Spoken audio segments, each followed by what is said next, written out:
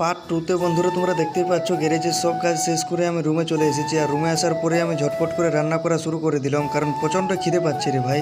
আর এইদিকে বন্ধুরা তোমরা দেখতে পাচ্ছ আমার সকালবেলার রান্না করা সবজি তরকারিটা অনেকটা রয়ে গেছে, তাই ভাবলাম যে এটা দিয়ে ভাত খেয়ে নেবো। তারপর সরষার তেলের বোতলটা হাতে নিয়ে দেখি সরিষার তেল শেষ হয়ে গেছে, তাই একটা 50 টাকার নোট নিয়ে চলে গেলাম মুদিখানার দোকানে। আর মুদিখানার দোকান থেকে এক বোতল সরিষার তেল আর দুটো ডিম কিনে নিয়ে আমি রুমে চলে এলাম, কারণ আজকে আমাকে ডিম ভাজা খেতে মন চাইছে রে ভাই। ফাইনালি বন্ধুরা আমার রান্না করা কমপ্লিট, তাই আমি ডিম ভাজা সবজি তরকারি নিয়ে খাবার খেতে বসে পড়লাম। আর ভাতটা তোমরা দেখতেই পাচ্ছ প্রচন্ড গরম আছে আর প্রচন্ড ভাপও উঠছে। আর ডিম ভাজাটা খেতে কিন্তু আমার খুব সুন্দর লাগছে, আর সুন্দর লাগবেই না বা কেন, নিজের হাতে রান্না করেছি। তো খাবার খাওয়া শেষ করে আমি সকালবেলায় রান্না করব বলে সবজিগুলো কেটে নিলাম, কারণ সকালবেলায় সবজি কাটতে আমার একদমই টাইম হয় না রে ভাই, তাই আমি ঝটপট করে সবজিগুলো কেটে নিয়েছি। তারপর আমি বিছানাটা ঝেড়ে ভালো করে পরিষ্কার করে বিছানায় শুয়ে পড়লাম। আর আমার আজকের মিনি ব্লগটি এ পর্যন্তই।